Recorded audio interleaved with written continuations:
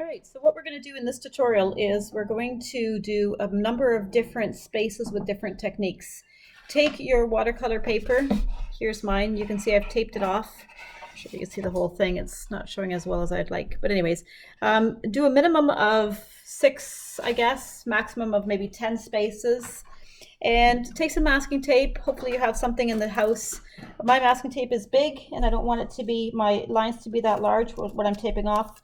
So I've basically cut mine in half, as you can see. And then what I've done is I've taped up my different squares.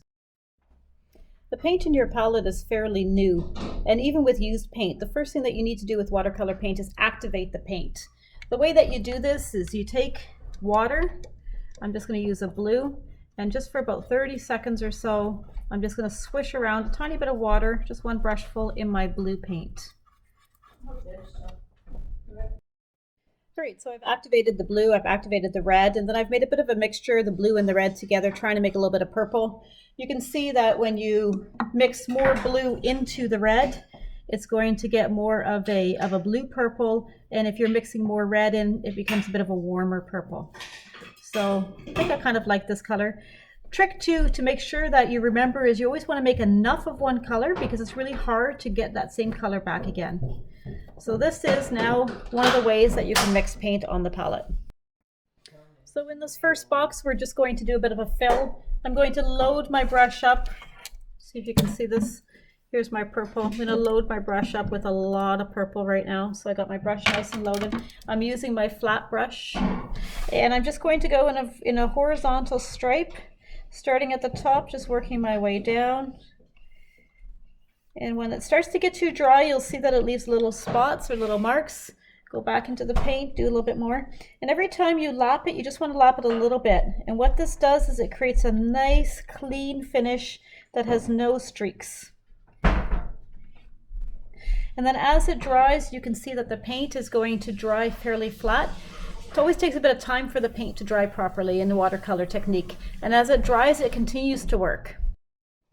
In the second box, I'm going to use the same purple paint, and I'm going to show you how to create a gradient fill where it goes from a dark purple to a light purple. So start at the top, you got your brush fully loaded, you're just going to stripe across. So I'm going to do a couple of horizontal strokes across. Then I'm just going to dip my brush in the water. Take the water, make sure I don't have too much water, so just dip in the water, get rid of some of the water, and continue to brush down. And I'm getting lighter and lighter and lighter. Dip it in the water again. Continue to go down. You can see that the paint is becoming lighter and lighter as I go down.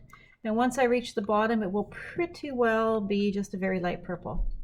So some of the issues that you might have is that it's very puddly and pooly right now. There's lots of water on my paper. One of the ways I can get rid of that is I can just tilt the paper a little bit, put my paper towel on the side, and just gather all the water that runs down into my paper. So that's one of the ways that you can avoid that.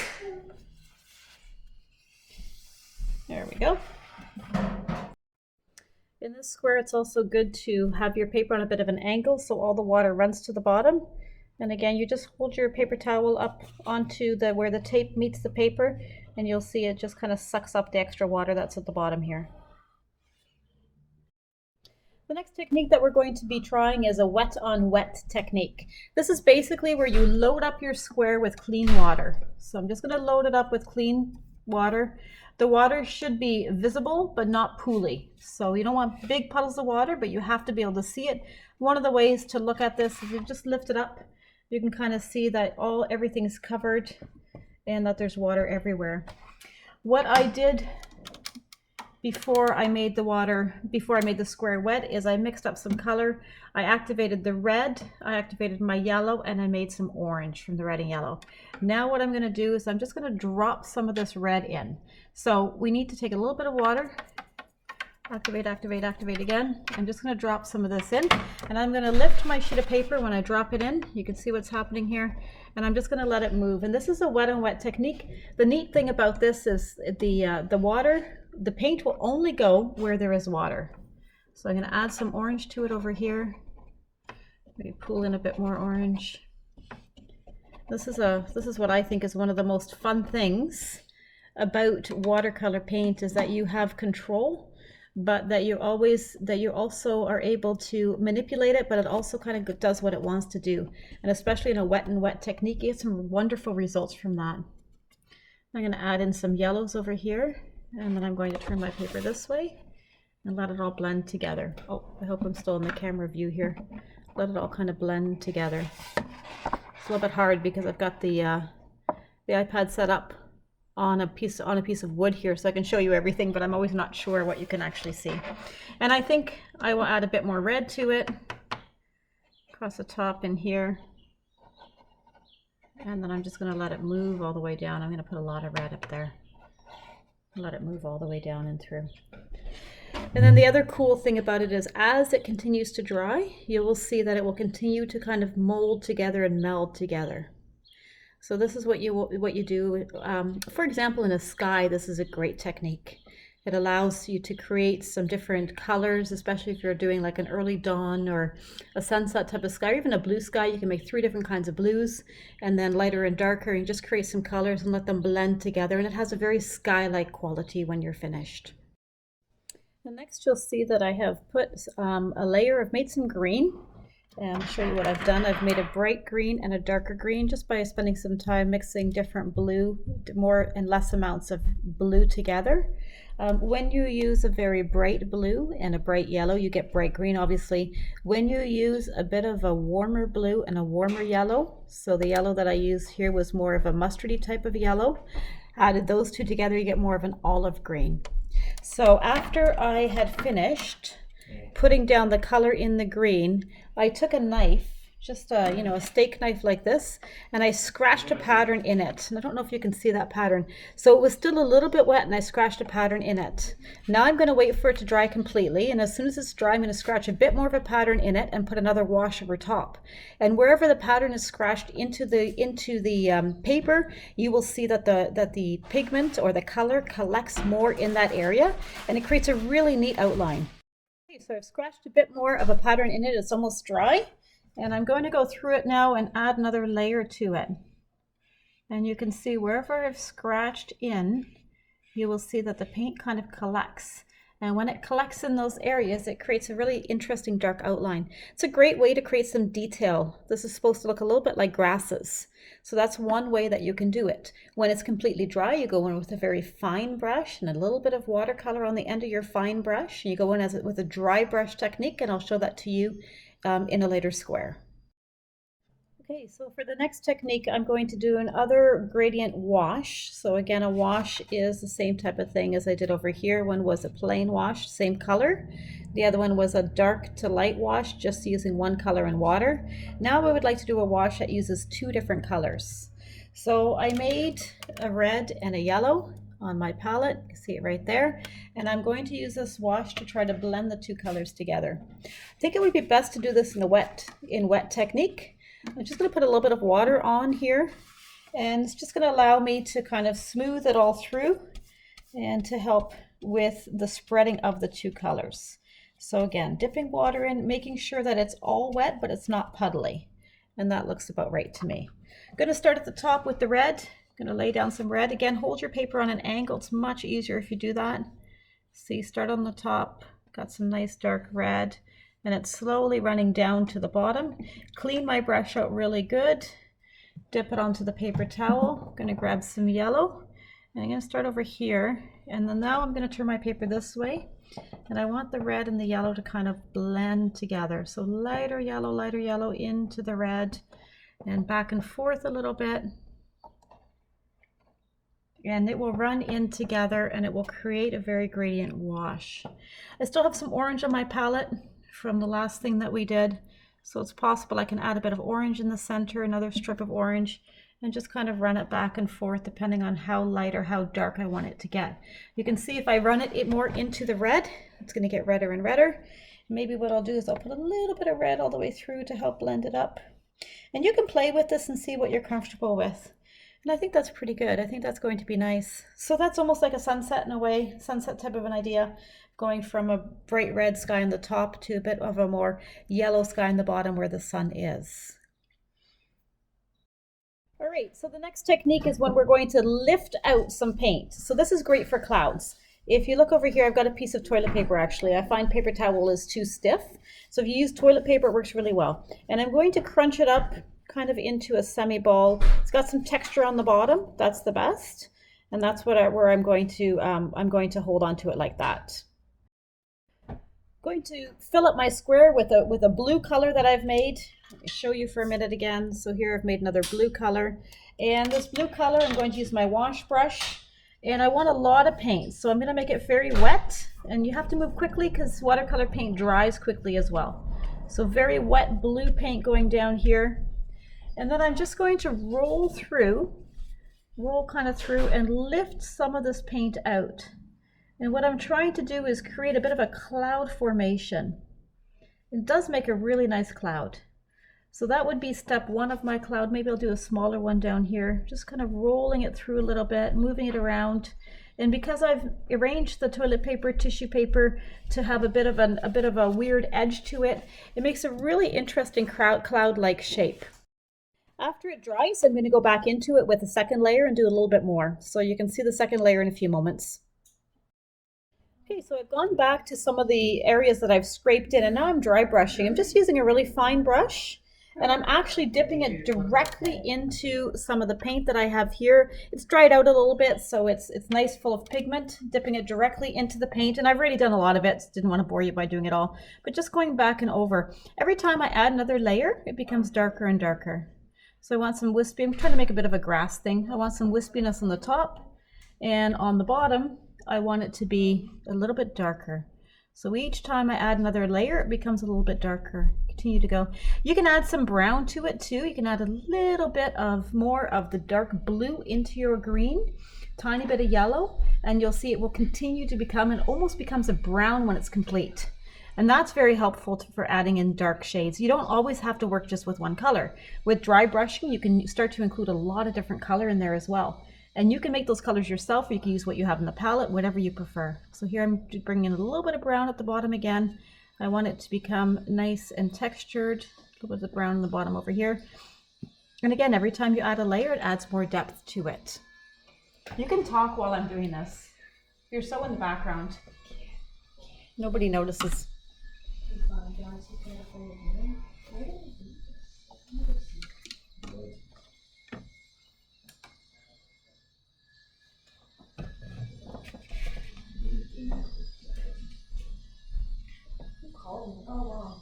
I called. No, it's okay. All I was doing was just checking about the coffees and stuff. So I kind of called everybody about that.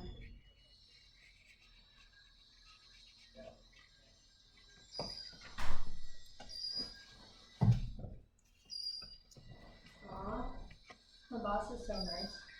He texted me just to catch up with me. Aw, so nice. He's like, keep working on your art and things will happen for you. If you're half as good at serving as you are at anything else, you'll be super successful. So true, Morgan. Like, so true.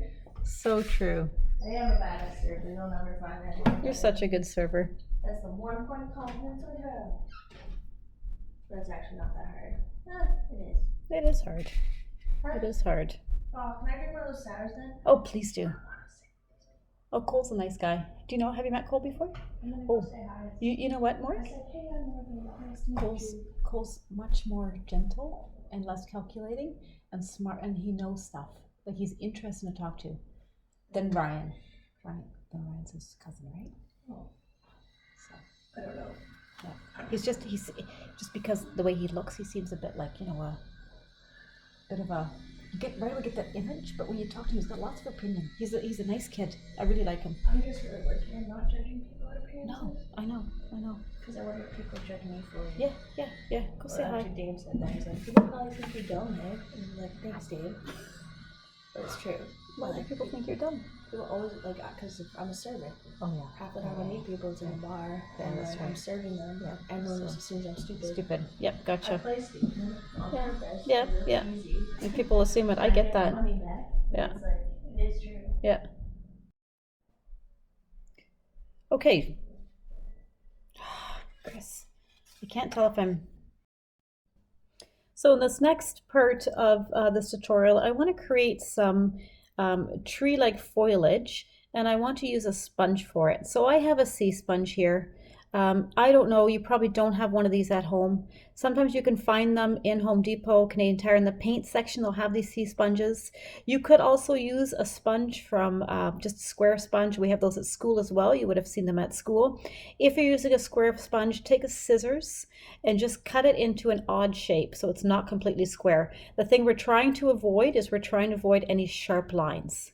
So you can see that I painted this square just a light gradient. It's completely dry right now. Painted that a while ago. It's just a light gradient green. And I'm going to do two things. I'm first going to sponge some paint into it.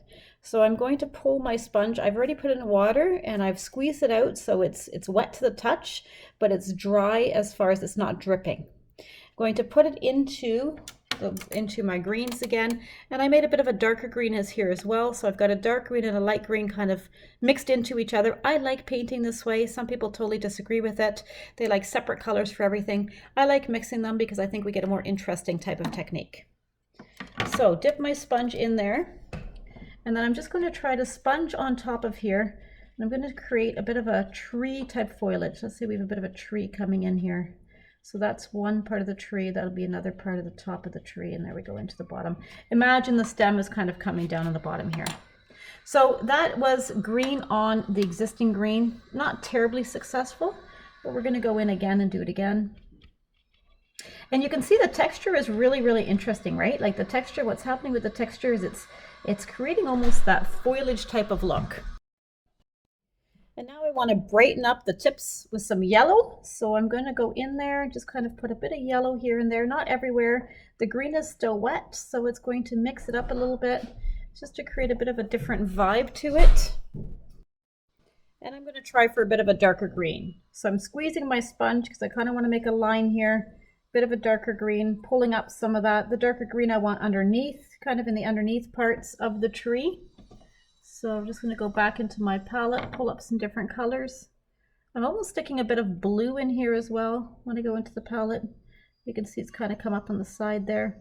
Anyways, you can play with it. What probably would be a good idea is for me to let it dry and then add more of that blue in there. You can see I'm starting to pull up little pieces of the paper. You can see that in there. So that is actually a bit of a mistake. You want things to dry. So I'd let this dry and then I'm going to sponge over top of it one more time and show you what that technique looks like. And you can see it in the corner here where I accidentally touched, how the dry sponge part becomes much more defined. In this area here, it all, because it was wet to begin with, it continues, it's still wet, so it continues to just, the sponge effects, which should look like leaves, are kind of lost because they're continuing to work together and blend together because it's wet. Maybe I'll try to pull some of it up. Yeah, I think I like to do that.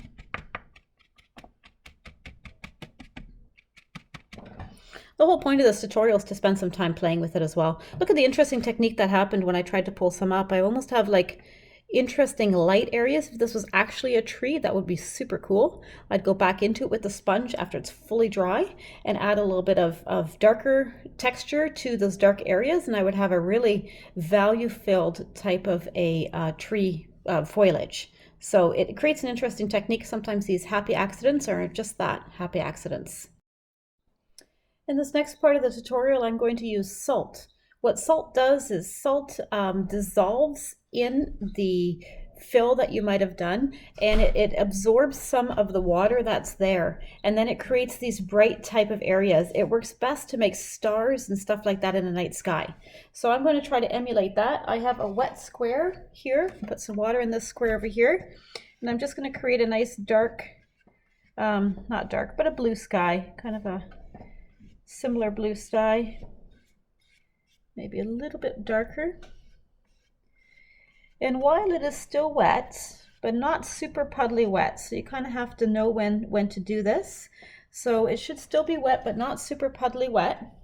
I took our salt container, ours looks like this. It's very coarse, and I have made some less coarse. You want a fairly fine salt.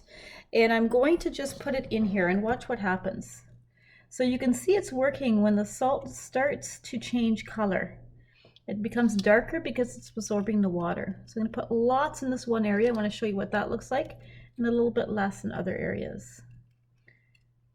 And now the other thing that you have to be aware of is you can't touch this. You can't touch it until it's completely dry. If you touch it now, it doesn't work well because the salt doesn't take out it's still absorbing. So you want to wait till it's completely dry, then you brush off the salt, and then you get areas that look like star-like where the water has been, the blue water has been pulled up, and it will leave a white space underneath. It's a really cool technique. Now I'm just going back here and I've already done some. I'm adding with my sponge a bit more pigment, being careful not to let it work together too much. So this is just basically the sponge that was dipped into paint.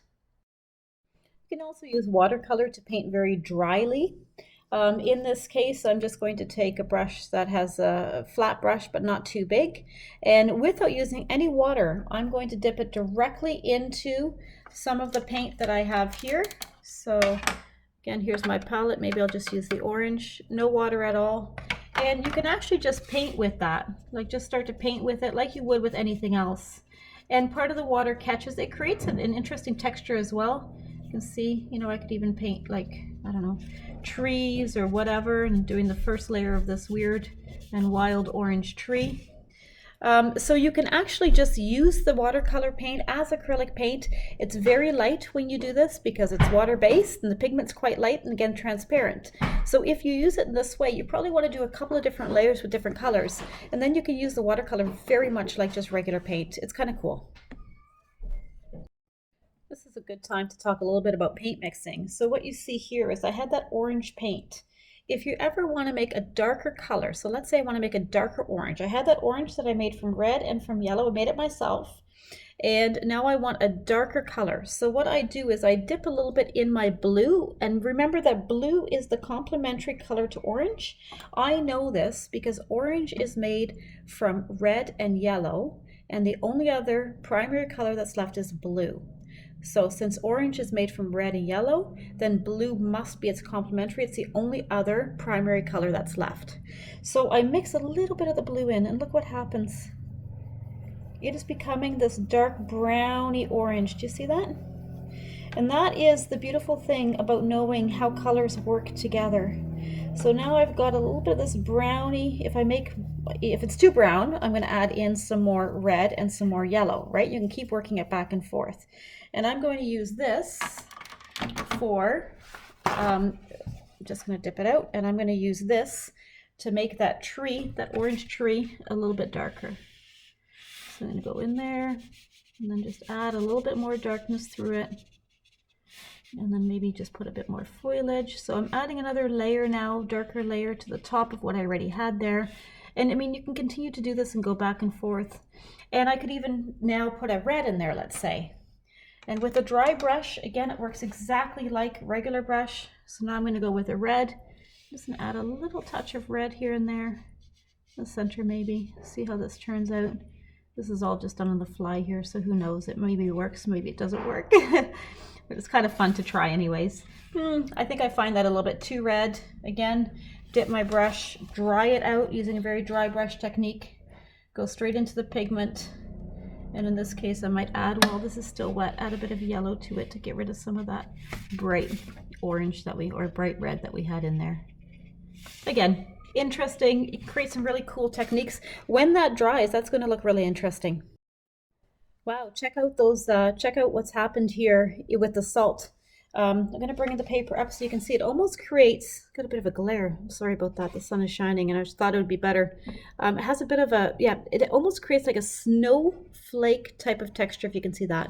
It's very cool. So it's almost completely dry. It's a little bit of wet in here, so I'm going to wait a few more minutes, but then when it's completely dry, I'm going to brush the salt off. In this last square, I've created a bit of a gradient fill there using red and blue, and they're just kind of working together. And I want to show you what happens when you use something called rubbing alcohol. So rubbing alcohol looks like this. The higher the percentage, this one's 99%, the better it is for something like this.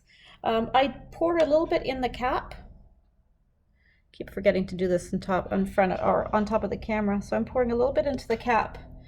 And I'm going to take it and just drop it with my paintbrush onto the right onto the wet paint, and you can see that it what it does is it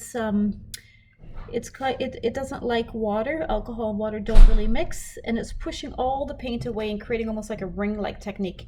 This technique is interesting as a background. This technique also works really well if you're doing like a water type of thing. You can also kind of brush with it a little bit. You can create different things. It's very cool actually. I really like it. But I'm not sure what the best use of it is. I hardly ever use this technique because I don't really know where, but I do think it creates an interesting background. So maybe pulls the paint up a little bit, and then you can go back with a dry brush and add some more into it.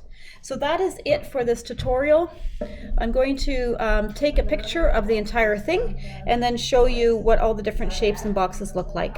I hope you had fun. Thank you. There's a few more things to take note of. One is you should label your sample page with all the different things. I'll show you a picture of this when I'm done the tutorial. The other thing is that watercolor makes a great background to use other things. This is like a chalk pastel. I know you don't have these at home, and that's okay. Oil pastel works the same way. I didn't have any oil pastel here, but you can go right back into this as a background, and you can create all kinds of textures and all kinds of drawings on top of it. So when it comes to mixed media, if this is something that you love to do, perhaps maybe you want to try a little bit of this. A watercolor background with a pen or with an ink or with some of this type of chalk or oil pastel, and a lot of different things that you can start to do with the watercolor background. It makes a great background for different type of media. So here we go. There's more different things. So here is the final result. I took the tape off, and I've got a really neat sample board. I've also labeled everything except for the rubbing alcohol because it's still a little bit wet. So just gives me an interesting sample board. The salt, it turned out really cool. I really like that. And then on the bottom here, you can just see one color solid wash, a gradient wash. Gradient means from light to dark. The tissue lift. Working with sponge, I might go back with a dry brush with the sponge, and now I can really start to lift out the darker colors, create even darker colors in there. Remember that watercolor is very transparent, and so the more layers that you have, the more depth you're going to have in your painting. Check out this wet on wet. Look at how these colors have blended together. Again, wet on wet techniques and these blended colors work best with analogous colors that are beside each other on the color wheel. So remember that too. This would not look as cool, maybe it would, but I don't think so. It wouldn't blend as well when you have complementary colors, let's say blue and orange, because when the blue meets the orange, it's going to turn into brown. So it works best with complementary colors. That's all for today. So that is it for today's lesson. I hope you enjoyed this and had fun with it.